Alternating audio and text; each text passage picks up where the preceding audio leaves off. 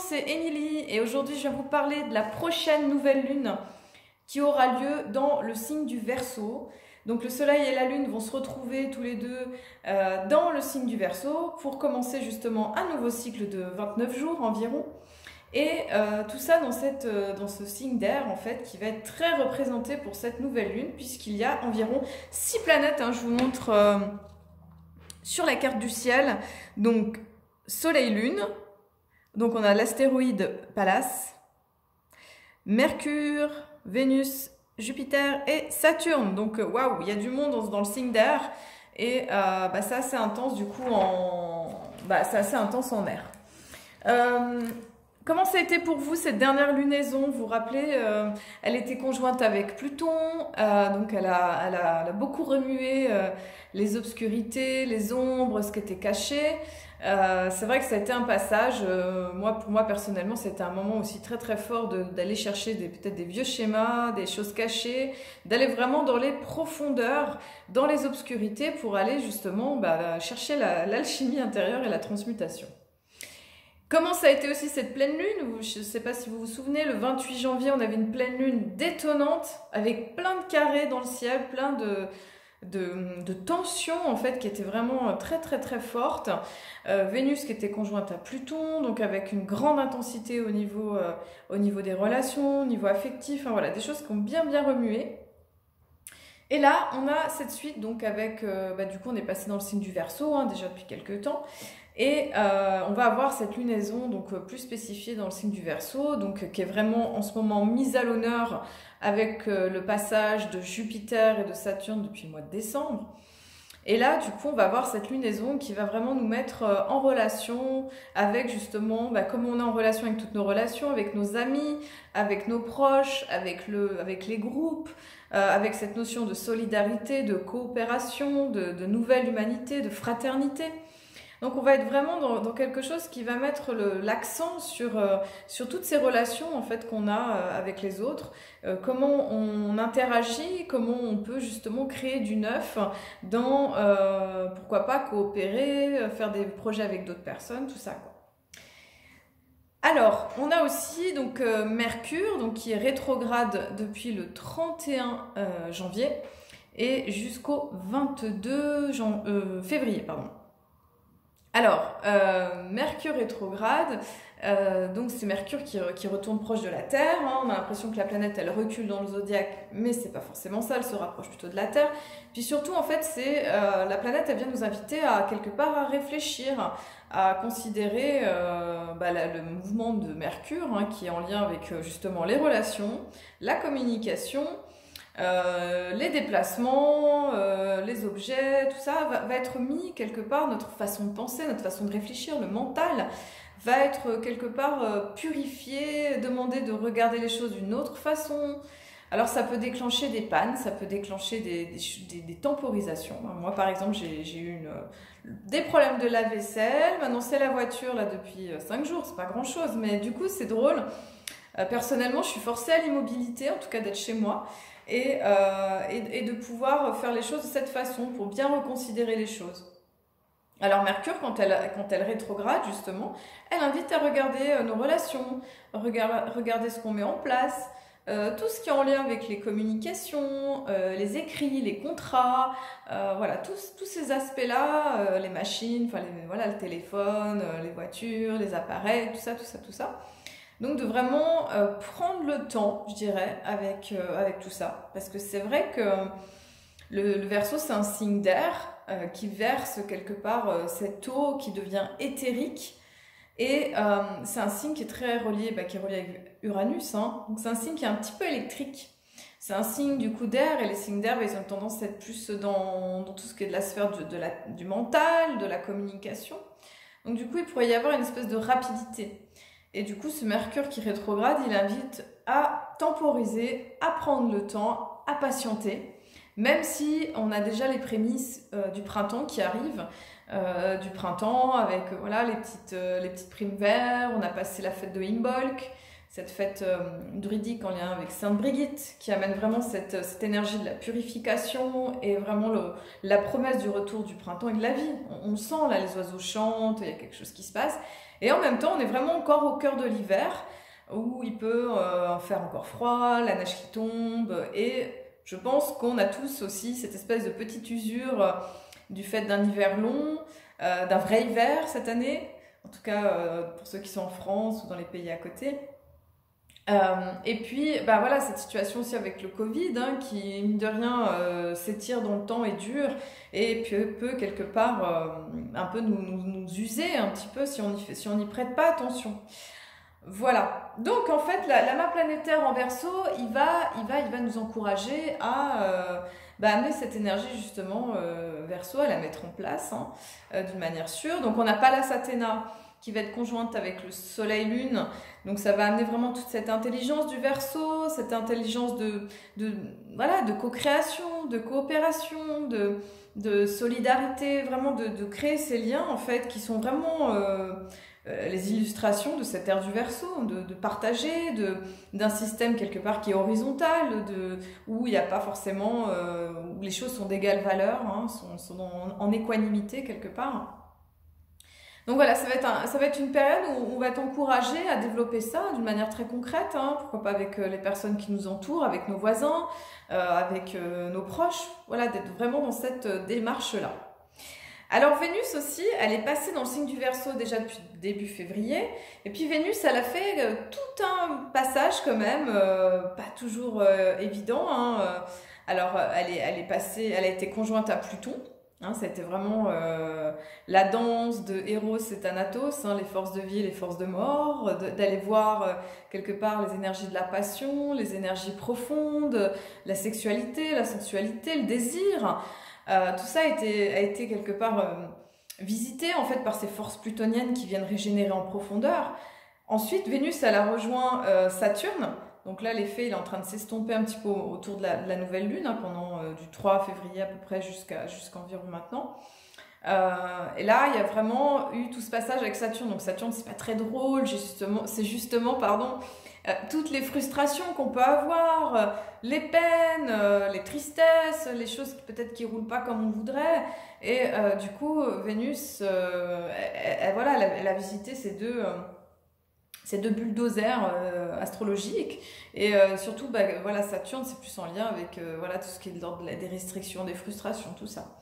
Et là, Vénus, pour la nouvelle lune, elle va être pile conjointe à 12 degrés avec Jupiter. Donc Jupiter, là, c'est les deux, c'est la chance, quoi. C'est la chance, c'est le bonheur, c'est la joie, c'est le partage, c'est l'expansion par l'amour, par le plaisir, par la joie.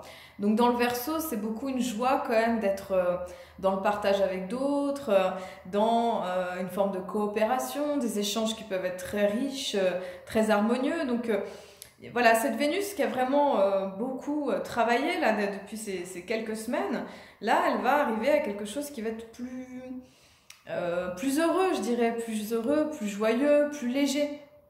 Parce qu'effectivement, toutes ces planètes en Verseau, c'est pas anodin. Et Vénus, elle a fait un gros passage de transition et de transformation.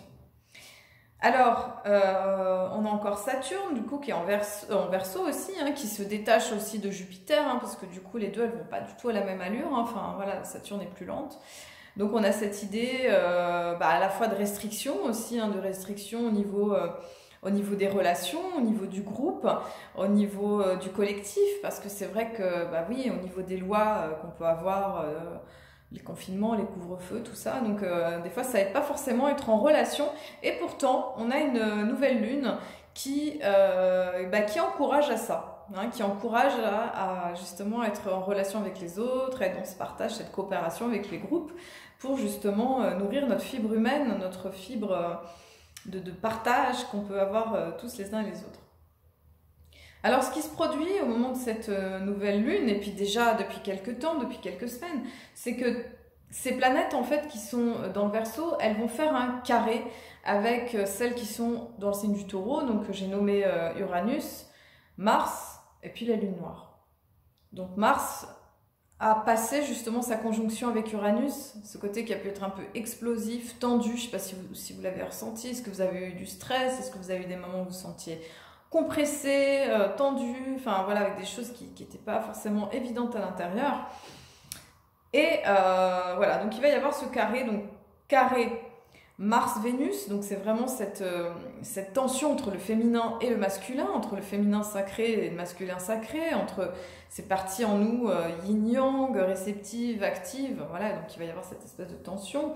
Un carré aussi entre Mercure et Mars, qui pourrait faire prédisposer à des tensions verbales, à des tensions relationnelles, à des choses qui ne sont pas forcément dites et qui pourraient créer des tensions, des inflammations aussi. Hein, donc ça peut être souvent un soleil qui est un soleil.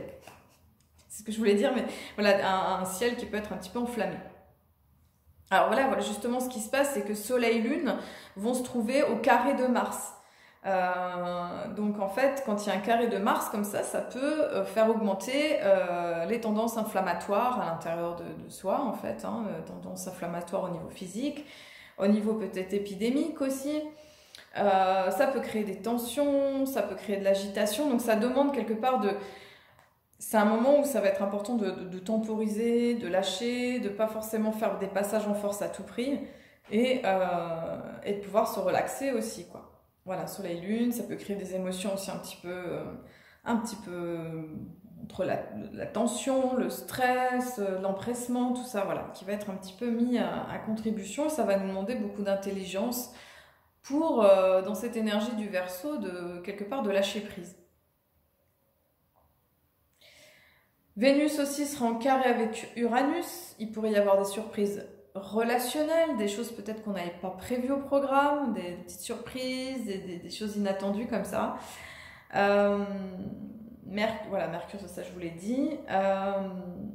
Jupiter carré Mars, attention aussi aux exagérations, aux emportements, au fait d'amplifier les choses. Donc vraiment, ça va être un moment où c'est important de se recentrer, à la fois de se poser, d'être en relation avec les autres, et puis de faire danser à la fois la nouveauté et ce qu'on a envie de préserver. Parce que c'est vrai que ces planètes qui sont dans le Taureau, en fait, pourraient donner une tendance un petit peu comment dire, à ce qu'on s'accroche un petit peu aux choses, qu'on s'accroche aux tendances, et puis du coup à pas lâcher, et qui pourrait justement générer un peu une peur de bouger, une peur de changer. Et c'est vrai qu'au moment de l'énergie du Verseau, ce que j'ai observé, moi, c'est que comme la nature, elle est en train de repartir, en tout cas en hémisphère nord, il y a quelque chose qui repart à l'intérieur de nous. Et je trouve que cette période, elle peut être des fois très, très angoissante, parce que du coup, on est mis face au futur, en fait, on est mis face à la nouveauté, des promesses du printemps. Alors peut-être que pour certains, c'est très exaltant, mais c'est vrai que c'est un moment où apparemment, enfin j'avais déjà entendu ça quand j'avais fait des cours de psycho à l'époque à la fac, que là où il y avait le plus de dépression ou de suicide, hein, alors je ne vais pas parler de ça, mais du coup c'était souvent à la fin de l'hiver. Je pense que c'est aussi lié avec les heures d'ensoleillement, le fait d'avoir manqué de vitamine D, d'avoir manqué de soleil, puis du coup ça a duré dans le temps, donc il peut y avoir une petite tendance à l'usure. Et du coup, voilà, cette période, elle invite à ça, du coup, à accueillir ce changement en fait qui est en train d'advenir et de lui laisser de la place. Mais pour ça, c'est vrai que ça demande de faire confiance, d'avoir la foi en fait avec ce qui vient, avec ce qui arrive. Et ça, c'est un grand rite de passage, je dirais un grand challenge, surtout avec ce qu'on vit en ce moment dans l'humanité. Parce que c'est vrai qu'il y a beaucoup de flou encore, hein. On ne sait pas trop comment les choses elles vont évoluer, même si on sait que par exemple ce carré Mars-Saturne qui dure depuis le mois d'août, voilà, on a un carré comme ça Mars-Saturne qui a pu bloquer beaucoup les actions, les passages au niveau du travail, des commerces qui ont fermé, enfin voilà, certains métiers qui ont été vraiment entravés finalement dans leur libre expression et leur libre action. Là, ce carré, justement, il est en train de se déliter. Il va se défaire autour à peu près du 15 février. Là il est en train de se desserrer. Là, l'étau se desserre. Mais c'est pas anodin, du coup, quand même, d'avoir vécu avec ça. Et on a toujours ce carré Uranus-Saturne. Voilà, qui est quand même là encore assez exact. Hein, donc, Saturne-Uranus, qui va être une toile de fond globalement de l'année 2021, c'est-à-dire comment on avance et comment on recule, comment on accueille le futur, comment on accueille la nouveauté, enfin voilà, et comment on préserve les acquis. Donc ça va être tout un jeu, et ça finalement on le vit tous, voilà, tout un chacun on le vit à l'intérieur de nous. Voilà, sinon il y a toujours un carré avec les nœuds nord et nœuds sud de l'année, avec Neptune, donc il y a un petit peu de flou par rapport à la situation. globalement de ce qu'on vit.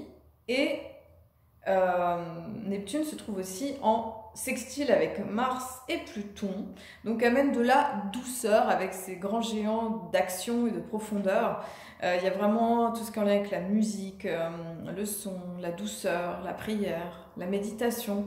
Ça vient mettre un espèce de baume de douceur dans ce monde-là, dans ce monde de brut. Et voilà, donc prendre soin de soi avec cette énergie de Neptune. Alors ensuite, dans le calendrier Maya galactique, donc on est passé dans la lune numéro 8, la galactique, en lien avec l'énergie du faucon. La lune galactique, elle nous invite à aller dans notre intégrité, c'est-à-dire écouter notre vérité, quoi qu'il se passe, être vraiment dans cette harmonie intérieure. Et le totem du faucon, hein, qui est un rapace aussi, il a une vue, c'est-à-dire que lui, il a cette vue, il vole haut. C'est pas l'aigle, mais c'est un rapace, du coup il vole haut, il a une vision d'ensemble des situations, il y a une forme de vigilance, donc de concentration et de vue beaucoup plus globale et générale, ce qui est très Verseau finalement aussi, hein, d'avoir une vue globale et générale sans forcément prendre parti pris et rentrer émotionnellement dans les choses, ce qui peut être aussi intéressant, j'ai envie de dire, à expérimenter, parce que sinon on peut vite se laisser bouffer par la situation actuelle, quoi, de tout ce que ça peut générer en termes de frustration, colère, désespérance, tout ça. Donc le faucon nous invite à aller regarder cette énergie de la lumière, du soleil, avoir de la lucidité aussi, un sens critique, voir le plan plus élevé, être concentré sur le but à atteindre, effectivement, donc vers le soleil, qui nous invite justement à une vision beaucoup plus éclairée et qui prend de la hauteur. Donc on est dans l'onde enchantée du voyageur du ciel à partir du 5 février pour 13 jours, du coup j'ai pas marqué la fin, ça doit être jusqu'au 18. Alors le voyageur du ciel, il pose la question de l'aventure.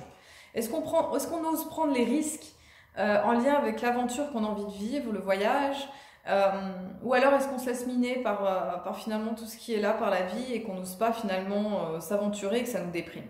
Donc il va y avoir un petit peu ce défi là, un peu ce challenge, comme je vous disais tout à l'heure.